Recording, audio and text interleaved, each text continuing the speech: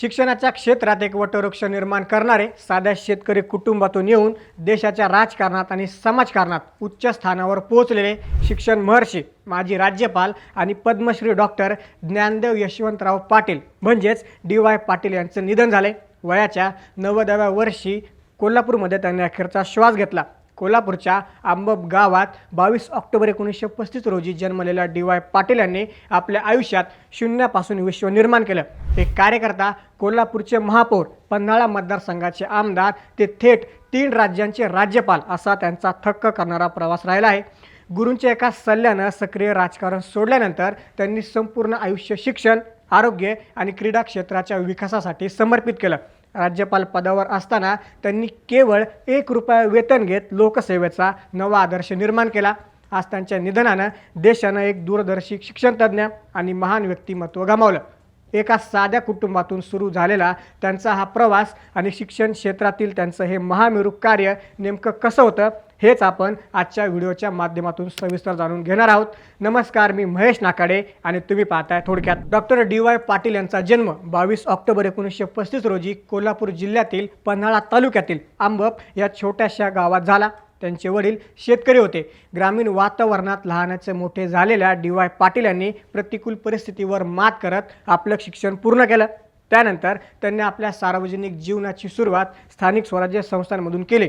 काँग्रेस पक्षाच्या माध्यमातून त्यांनी आपल्या राजकीय कारकिर्दीचा पाया रचला। 1957 ते 1962 या कालावधीत त्यांनी कोल्हापूर नगरपालिकेचे महापौर म्हणून अत्यंत यशस्वीपणे जबाबदारी पार पाडली। त्यानंतर त्यांनी मागे वळून पाहिलं नाही। 1967 आणि त्यानंतर 1972च्या विधानसभा निवडणुकीत ते पन्हाळा मतदारसंघातून महाराष्ट्र विधानसभेवर आमदार म्हणून मोठ्या मताधिक्याने निवडून गेले। तळागाळातील कार्यकर्त्यापासून ते राजकारणातील एका महत्त्वाच्या टप्प्यापर्यंत त्यांनी आपला ठसा उमटवला होता।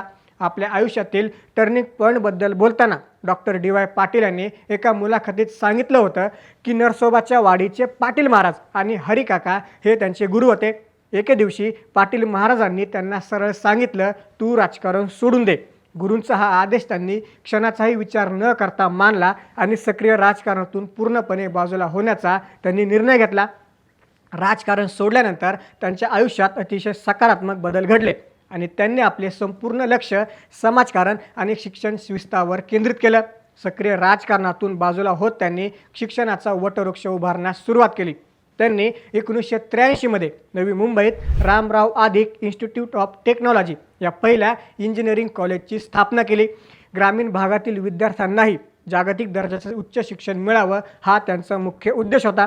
त्यांच्या दूरदृष्टीमुळे महाराष्ट्रासह देशभरात शिक्षण, वैद्यकीय, अभियांत्रिकी, फार्मसी, मॅनेजमेंट, आर्किटेक्चर आणि कृषी यासारख्या विविध क्षेत्रात जवळपास 160हून अधिक शिक्षण संस्था आणि विद्यापीठांचं जाळं उभं राहिलं। पद्मश्री डी.वाय. पाटील विद्यापीठ, नवी मुंबई, कोल्हापूर, पुणे यासारख्या अनेक नामांकित विद्यापीठांच्या माध्यमातून त्यांनी लाखो विद्यार्थी घडवले। विशेष म्हणजे एवढं मोठं शैक्षणिक साम्राज्य उभे करूनही त्यांनी स्वतःला या संस्थांपासून पूर्णपणे अलिप्त ठेवलं। तिथे कुठेही स्वतःचं व्यावसायिक हित जपलं नाही। शिक्षणासोबतच त्यांनी आरोग्य आणि क्रीडा क्षेत्रातही अमूल्य योगदान दिलं।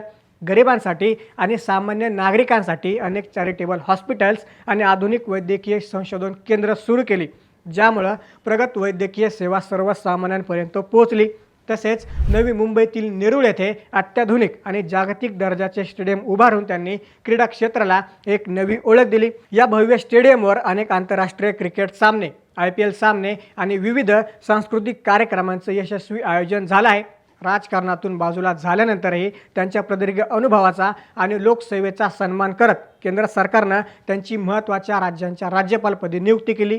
2009 ते 2013 या काळात त्यांनी त्रिपुराचे राज्यपाल म्हणून उत्तम कामगिरी केली। 2013 ते 14 या काळात त्यांनी बिहारचं राज्यपालपद भूषवलं। तसेच काही काळासाठी त्यांच्याकडे पश्चिम बंगालच्या राज्यपालपदाचा अतिरिक्त कार्यभारही सोपवण्यात आला होता। राज्यपाल म्हणून काम करताना त्यांनी एक आदर्श निर्माण केला। त्यांनी या पदावर असताना केवळ 1 रुपया वेतन घेतलं आणि प्रवासाचा 1 रुपयाचा भत्ताही सरकारकडून घेतला नाही। NDA सरकार केंद्रात सत्तेत आल्यावरही त्यांच्या कर्तृत्वाची दखल घेऊन त्यांचं राज्यपालपद कायम ठेवण्यात आलं होतं। समाजसेवा, शिक्षण आणि आरोग्य क्षेत्रातील त्यांच्या या अतुलनीय योगदानाबद्दल भारत सरकारनं 1991 मध्ये त्यांना देशाचा प्रतिष्ठित पद्मश्री हा नागरी पुरस्कार देऊन सन्मानित केलं। तसेच त्यांना अमेरिकेची वर्ल्ड युनिव्हर्सिटी राऊंड टेबल 1985, ब्रिटनची नॉटिनहॅम ट्रेंट युनिव्हर्सिटी 1996 आणि शिवाजी विद्यापीठ कोल्हापूर 2015 या प्रतिष्ठित संस्थांकडून मानद डॉक्टरेट आणि डी.लिट पदवी प्रदान करण्यात आली. डी.वाय. पाटील यांचा परिवार शिक्षण, आरोग्य, उद्योग आणि सार्वजनिक जीवनात अत्यंत सक्रिय आहे. त्यांचे पुत्र डॉक्टर संजय पाटील, सतेज उर्फ बंटी पाटील, विजय पाटील, अजिंक्य पाटील आणि कन्या डॉक्टर नंदिता पालशेतकर हे सर्वजण शिक्षण व आरोग्य क्षेत्रात उल्लेखनीय कार्य करत आहेत. त्यांचे पुत्र सतेज पाटील आणि नातू ऋतुराज पाटील हे देखील राजकारणात आणि समाजकारणात सक्रिय आहेत. गेल्या काही काळापासून प्रकृती अस्वस्थामुळे ते विश्रांती घेत होते. अखेर 90व्या वर्षी कोल्हापुरातील निवासस्थानी त्यांनी अखेरचा श्वास घेतला. त्यांच्या निधनानं महाराष्ट्रानं एक साधा, धोरणी, दूरदर्शी शिक्षणतज्ज्ञ आणि राजकारणाच्या पलीकडचं व्यक्तिमत्व गमावलं आहे. आंबपच्या मातीतून उगम पावलेला हा वटवृक्ष आज जरी आपल्यात नसला तरी त्यांनी रोवलेलं शिक्षणाचं अन्न, विचारांचं रोपटं कायम तेवत राहील. डी.वाय. पाटील यांच्या या कारकिर्दीबद्दल आणि त्यांच्या या योगदानाबद्दल तुम्हाला काय वाटतं आम्हाला कमेंट्समध्ये नक्की सांगा. अशाच राजकीय घडामोडी जाणून घेण्यासाठी थोडक्यात नक्की सबस्क्राईब करा.